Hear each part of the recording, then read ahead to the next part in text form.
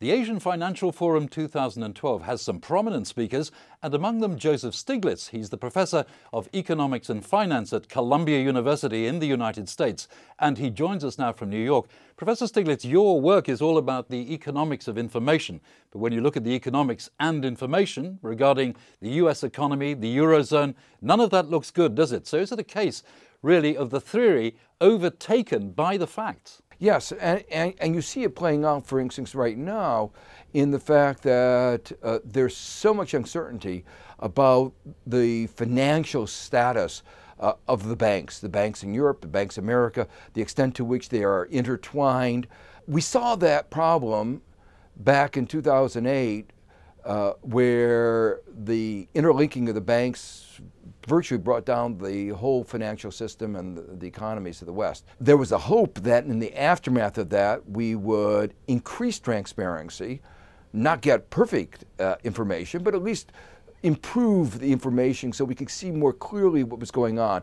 Unfortunately, the banks resisted, and we're very much in the state that we were before, a little bit better, but not great deal of uncertainty about exactly how fragile our financial system is. So bearing in mind what you say, how would you advise analysts, and indeed, what are we looking forward to?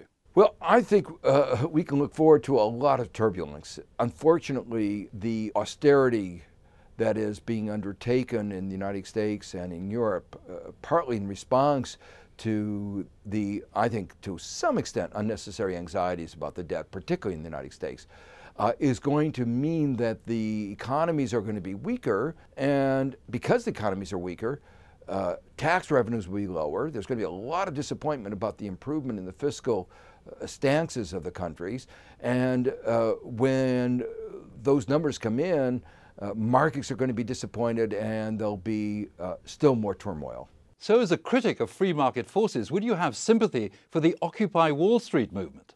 Well, I do have a lot of sympathy for them. You know, protest movements like that are not a reflection of frustration. They are a statement that a belief that the electoral process hasn't worked in the way it should. What they're saying is something is wrong with the way things are going. And I think they're absolutely right. You know, market economies are supposed to provide jobs for those who work hard, study hard. Youth unemployment is very high. And prospects do not look very good. So would it be reasonable to say that market capitalism these days has no answer to developed societies? I think that the forces of market capitalism are still very positive when they are directed at the right way. The problem is markets have to be governed. Markets have to be regulated. And that in the years before the crisis, the banks you might say bought through their campaign contributions, lobbying, so forth. Deregulation, the wealthy bought a system of taxes that most Americans think is unjustified, unfair, where speculators are taxed at much lower rates than people who work for a living. You know, doesn't make any sense. And that is what people are bridling over. If you could get really market to work in the way that they're supposed to work, yes, then capitalism can actually deliver. But in the recent years, capitalism, the market economy, has not been delivering for most Americans.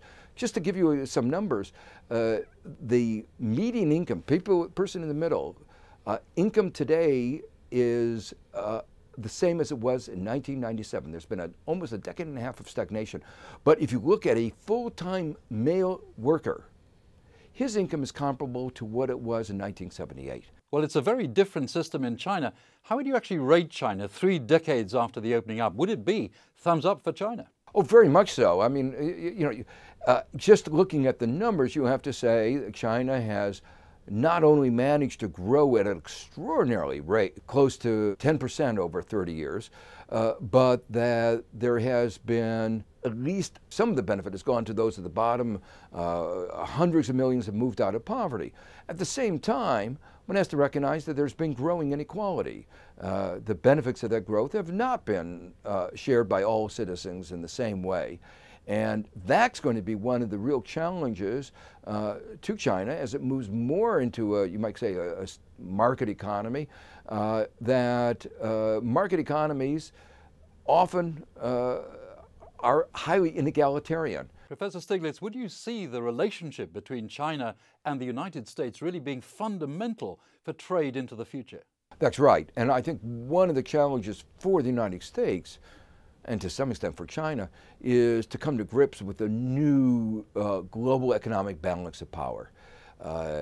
In the years after the fall of the Berlin Wall, there was only one dominant economy, and that was the United States. Now, within a short span of time, China is already the second largest economy, and the projections are well within a decade, it will probably be equal in size to the United States. Per capita income will still be much lower. It still will be what they call a moderately prosperous economy. It's still a long way to go to have per capita income the same. But what that means is that the United States will not be in the kind of position that it was for a long time to dictate the international rules of the game. The United States will not be in a position to lecture other countries about how they should run an economy. And after the Great Recession, the credibility of the United States giving those lectures is obviously much diminished.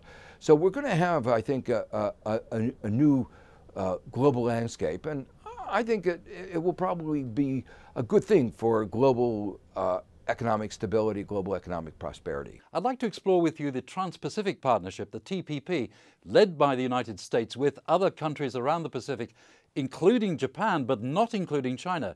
Can that sort of system work? Well, I actually have a lot of other reservations about the TPP because I've had reservations about some of the U.S.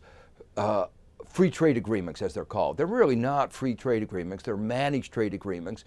And they're managed trade agreements for special interest in the United States. But the other question that you raise is obvious, that over the long run, the framework that we ought to be going forward on is a multilateral trade framework.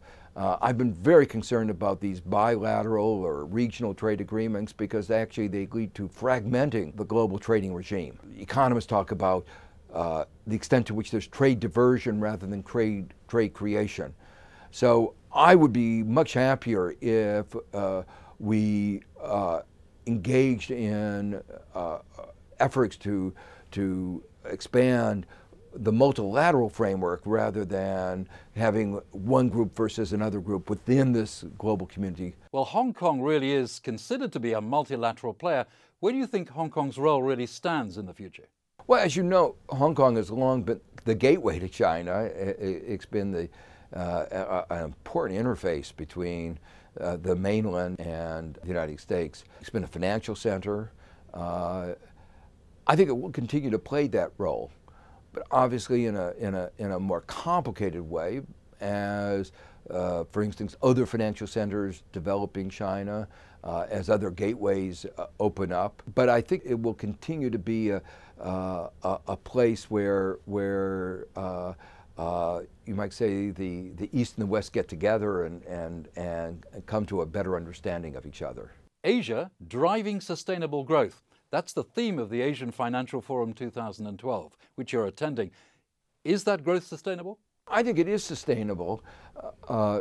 In a way, what's happened is that Asia has succeeded in creating a strong domestic economy.